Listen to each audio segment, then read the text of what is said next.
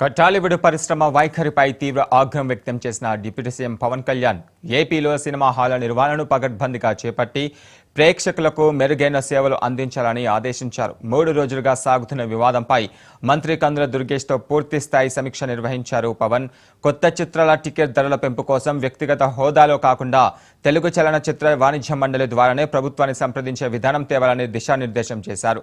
ఇక టికెట్ ధరల పెంపు, సినిమా హాళ్ల నిర్వహణతో పాటు అన్ని విషయాల్లోనూ ప్రభుత్వ శాఖల పర్యవేక్షణ తప్పనిసరిగా ఉండాలన్నారు. త్వరలో విడుదలయ్యే హరిహర వీరమల్లు సినిమాకు సైతం ఈ నిబంధన వర్తిస్తుందని పవన్ స్పష్టం చేశారు.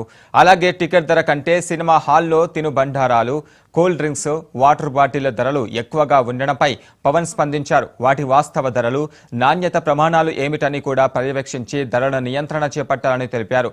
రాష్ట్ర వ్యాప్తంగా మల్టీప్లెక్స్లో ఈ దందా ఎక్కువగా సాగుతుందని, దీనిపైన విచారణ చేపట్టాలని సినిమా ఫోటోగ్రఫీ శాఖ మంత్రికి సూచించారు. ఇక ధరలు తగ్గిస్తే ప్రేక్షకుల సంఖ్య పెరిగి ఆదాయాల పన్ను రూపంలో ప్రభుత్వానికి ఆదాయం మెరుగవుతుందని చెప్పారు.